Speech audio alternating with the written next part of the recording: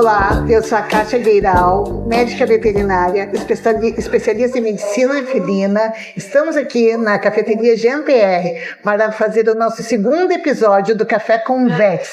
Hoje conversaremos, a nossa conversa vai ser muito quente, elucidaremos várias dúvidas e lançaremos vários tópicos. Oi pessoal, eu sou Sheila Bernardes, médica veterinária anestesiologista, e hoje a gente vai falar sobre um assunto super importante, medicina felina. Gateiros de plantão, fiquem atentos. Oi gente, sou a Marilda Bilhalva, médica veterinária e gastroenterologista. Se você é tutor, veterinário, estudante ou ama os animais, fica com a gente que a nossa conversa vai ser boa demais. Lembrando que temos o nosso perfil no Instagram e no YouTube, Café com Vets. Vai lá, compartilha, olha sobre a gente, sobre as conversas, nos dá sugestões de assuntos, a gente vai estar disponível para respondê-las. Pessoal, então, gato não é um cachorro pequeno, tá? A espécie tem muitas particularidades e hoje a conversa é sobre isso. A gente vai abordar essas particularidades da espécie. Exatamente, Sheila. Por isso que existe uma especialidade para tratar somente dessa espécie, a medicina de felinos.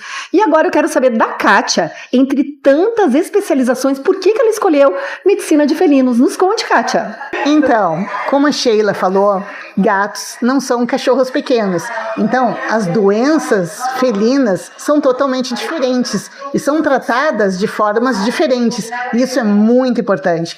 Nós falaremos hoje sobre enriquecimento ambiental, caixa de areia e alimentação. Isso é muito importante para a longevidade dos nossos felinos.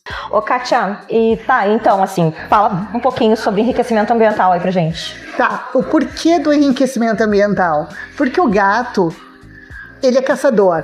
Então, antigamente, ele caçava, ele vivia para caçar, ele é territorialista e caçador. Ele vivia para caçar 20 presas por dia, esse era o alimento dele. Então, era um animal muito ativo, porque nem toda caça ele conseguia. O que acontece hoje nas nossas casas? A gente vai lá, adota um gatinho, põe um potinho de comida, um potinho de água e a caixinha de areia. E aí a gente tem um monte de problemas, porque a gente tem um gato obeso, estressado, irritado, ele não caça, o gato não brinca, ele caça. E dorme. Ele come e dorme. Então ele fica um animal irritado, um paciente triste, sobrepeso. E o fato dele comer, assim, da gente tratar o gato com muita ração seca. Então, a ração seca, ela não é mais o alimento primordial, ele não... Então, na época em que ele caçava, na caça ele ingeria 85% de líquido. Então, ele não ingere 85% de líquido na ração seca, né? Então, o que a gente precisa? A gente precisa do sachê. Aí as pessoas perguntam, mas doutor, o sachê não faz mal? Não dá problema urinar. Isso eram lendas, eram antigas. Hoje, a gente sabe que para um felino ter uma vida longa, ele precisa comer sachê. Só que, para ele comer o sachê, a gente precisa apresentar esse alimento no momento certo. E qual é o momento de apresentação da alimentação? Qual é o momento da apresentação para as coisas, alimentos e brincadeiras para um felino? Da 2ª semana de vida à 18ª semana de vida. Se a gente não apresentar o sachê, ou petisquinhos, ou a frutinha, pode comer um melãozinho, um mamãozinho. Se a gente não apresentar o alimento úmido nesse momento, talvez ele seja um felino que ele só vá aceitar a ração seca, diminuindo a expectativa de vida dele. Vai ser um paciente que vai desenvolver doenças urinárias, doença renal e assim vai. Porque não vai ter a ingesta hídrica, não vai beber água o suficiente que ele precisa. E falando nisso, sabe que tem uma pergunta que fazem bastante no consultório, que é assim, doutora, eu tenho um cachorro e um gato. E aí, se o meu gato comer a ração do cachorro vai ter problema? Sim, vai ter. Porque os gatos, eles precisam de aminoácidos essenciais para eles. Por exemplo, vamos falar de um aminoácido aí, a taurina. Isso, que pode dar problema no coração. Então, na ração dos gatos, é importante que eles comam uma ração de qualidade. Hoje nós temos várias no mercado. É pesquisar e ir atrás, né? Conversar com veterinários sobre as marcas que a gente tem, que antigamente a gente não tinha. Então, dá ração somente de felinos para eles e não ração de cachorro. Me perguntam muito isso. Sim, pergunta porque é difícil separar, mas realmente a taurina é bastante importante, mas sempre frisando, o sachê é a alimentação primordial. Seria interessante que os nossos animais, os nossos felinos, comessem só sachê, só alimentação úmida, mas a gente sabe que é caro. Para um felino de 3 quilos, a gente precisaria de 4 sachês por dia. É difícil, então a gente vai adaptando a nossa situação, a situação de cada casa. E até, Kátia, dá para incrementar com um pouquinho de água no caldinho da ração, também é no caldinho mais bom. Isso, esmagar o sachê, fazer picolé de sachê, mas tudo isso tem que ser no momento de dessensibilização, que é na 2ª semana de vida, a 18ª semana de vida. É o momento de apresentar tudo para o nosso felino. Então, meninas, vocês já viram no consultório como aparece casos de troca de marca da areia do gato e problemas? Vocês já viram isso? Eu quero que a Kátia nos fale exatamente quais são os problemas nos gatinhos com a troca de areia. Se o tutor não está atento ali, se a produção de urina está normal ou não, logo no início dessa troca de marca, o que acontece, Kátia? A troca de areia é muito grave, porque assim, mais uma vez falando da dessensibilização, o que foi apresentado àquele felino daquela 2ª a 18ª semana de vida. Qual foi a areia que colocaram na caixinha de areia? Botaram a marca X. Aí o felino tá lá com 2 anos e a pessoa resolve trocar a areia, porque hoje temos várias no mercado.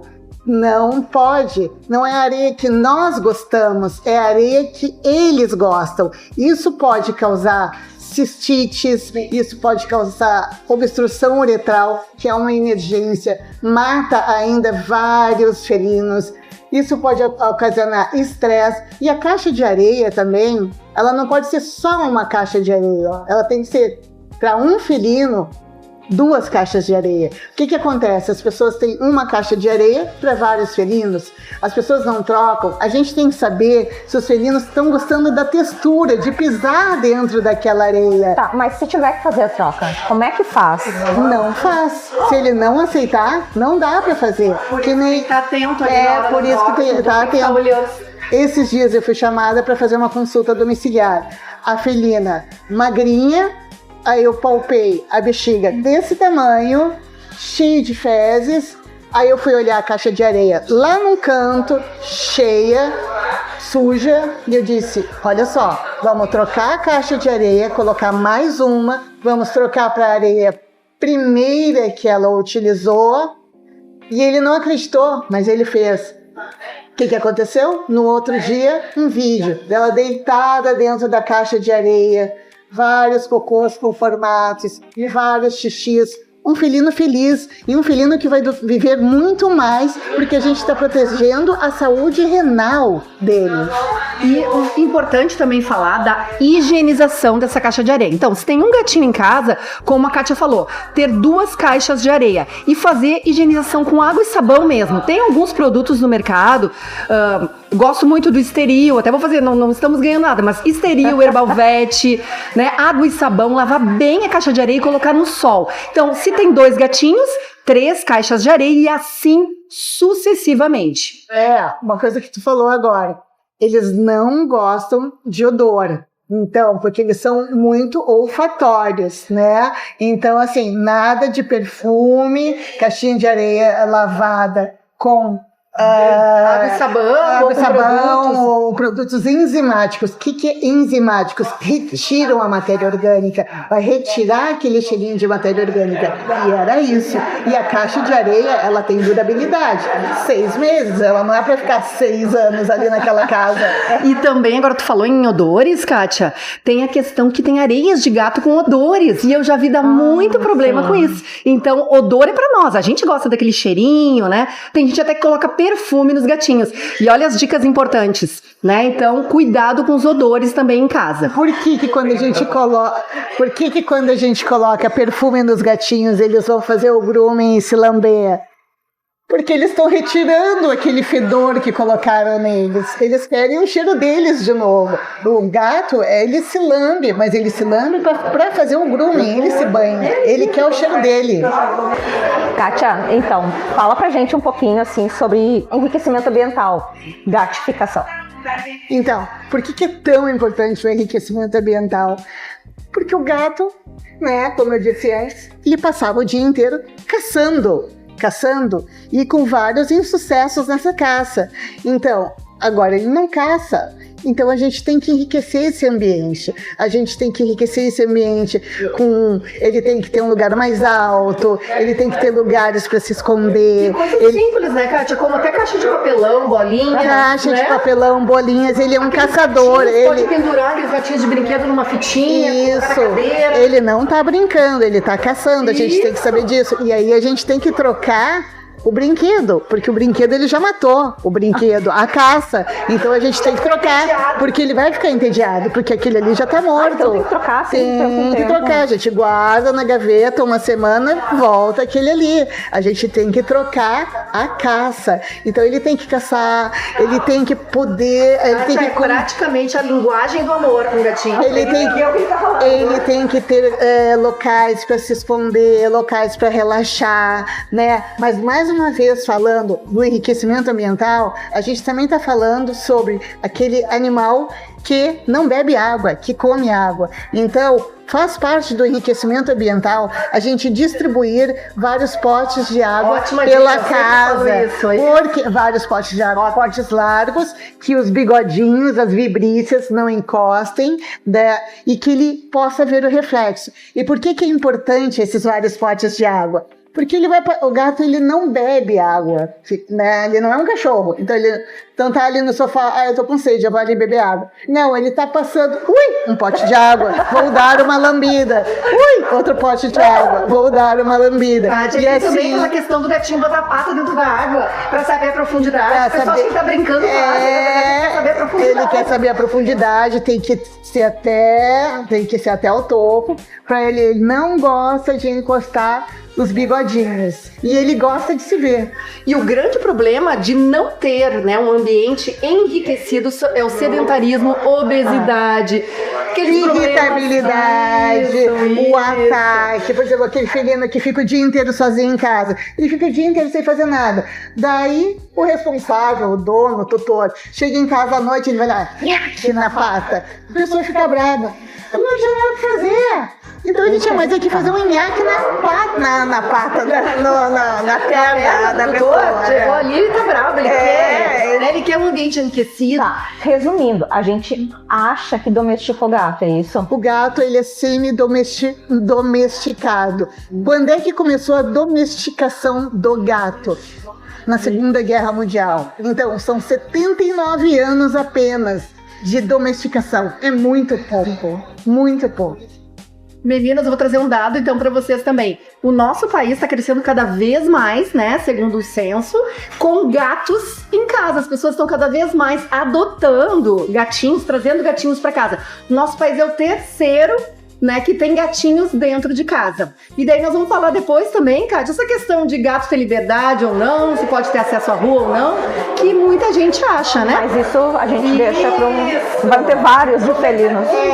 Mas assim, mais uma questão da caixa de areia, né? Caixa de areia nos Estados Unidos e em outros locais, a micção e a defecação fora da caixa de areia tem sido uma grande causa de abandonos de felinos em outros países.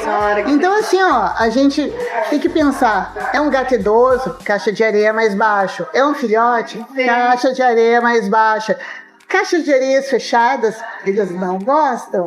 Eles não gostam daquele odor, né? As caixas de areias não podem ser pequenas, elas têm que ser grandes.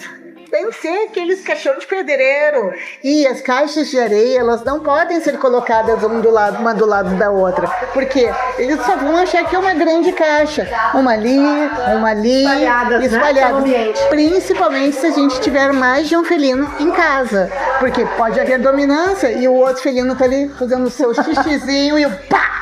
Acabou. Cistite, problema, doença, estresse, síndrome de Pandora, que em outro momento a gente vai falar o que é.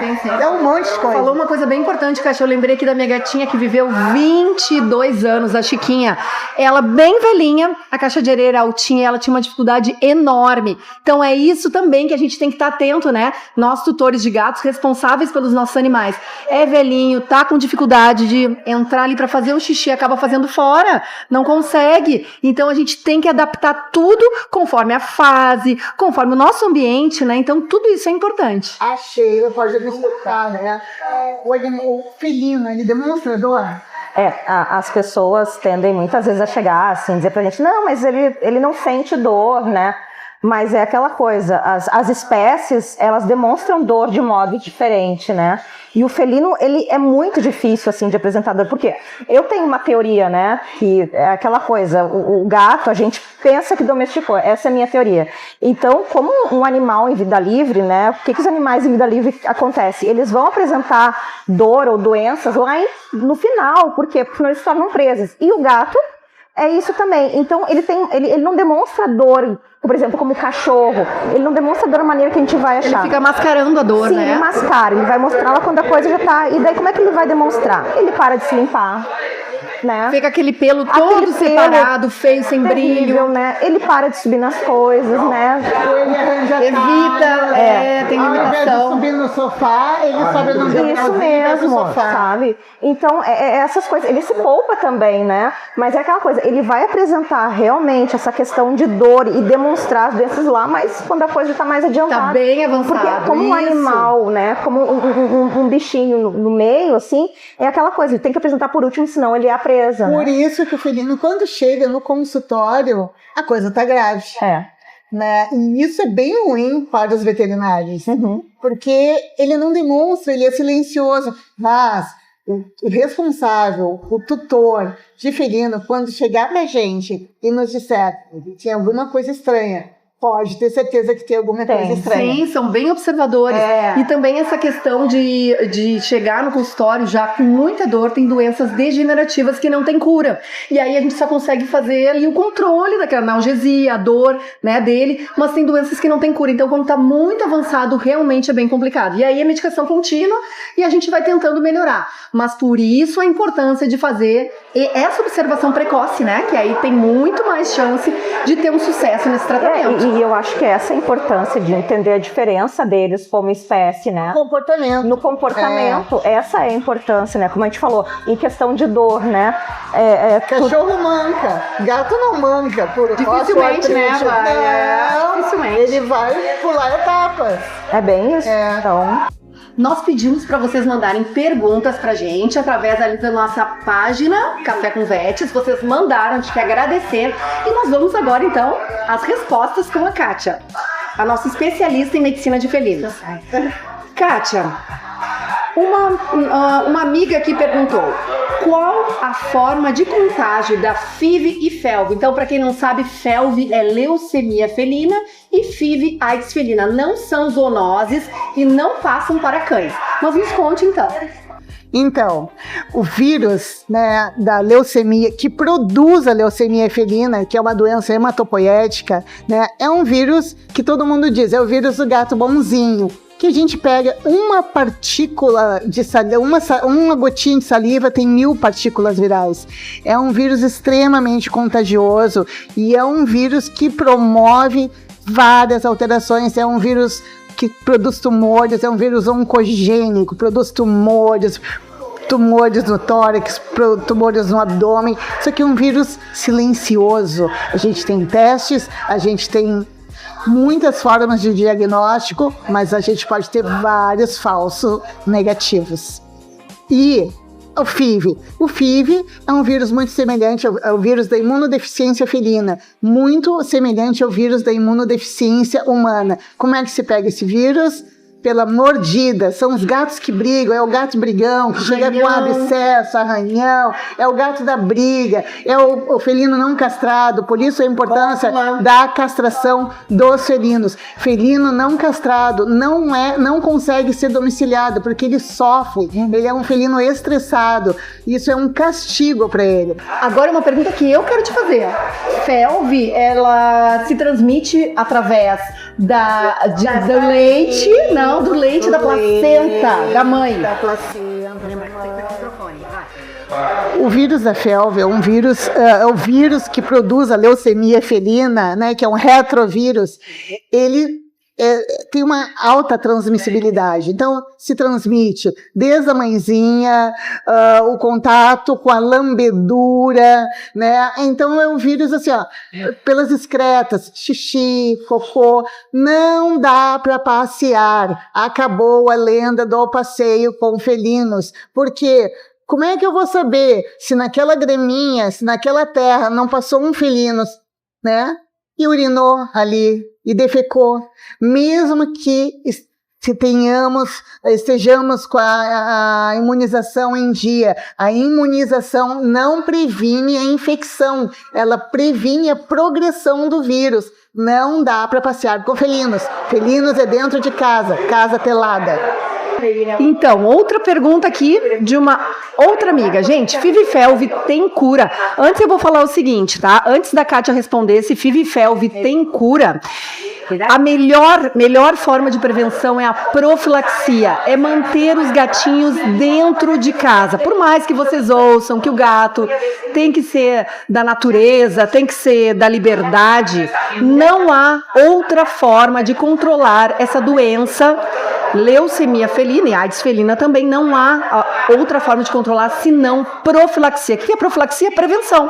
Evitar que eles tenham acesso à rua. Isso é importantíssimo. A gente fala e parece ainda que a gente está falando pouco, porque a importância de mantê-los em casa, de evitar envenenamento, maus tratos, é importantíssimo. Então, agora eu introduzi, mas eu quero saber, tem cura, FIV e FeLV? Então, a FeLV, né, o vírus da leucemia felina, hoje tem a linha de apoio que temos o tratamento, sim, que diminui a carga viral, tá?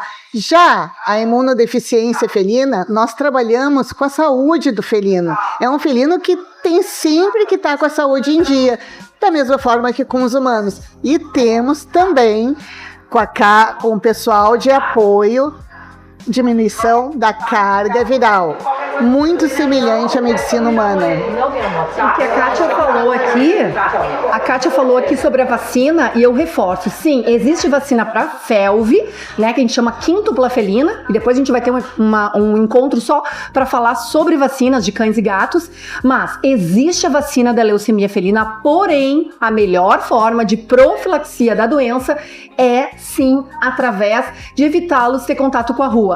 Então, um gato vacinado pode contrair o vírus da leucemia felina? Sim, ele pode contrair, sim. Então, mesmo, foi o que a Kátia falou, vacina é importante? É. E aí tudo vai de cada animalzinho, né? Cada organismo. A gente conversa, faz uma boa anamnese, uma boa conversa com o tutor durante a consulta. Mas a melhor forma é mantê-los em casa.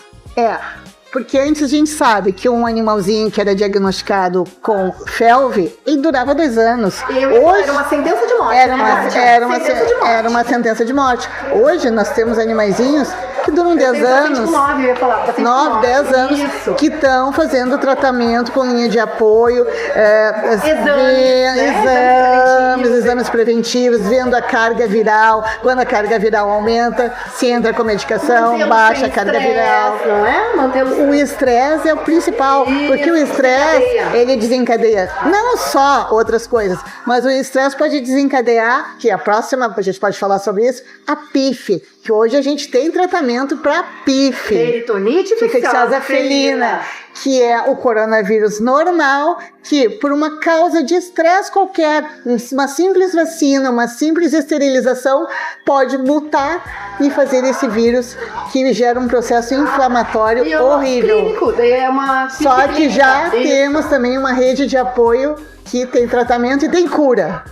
Na PIF, mas a resposta para FIV e FeLV então é não tem cura.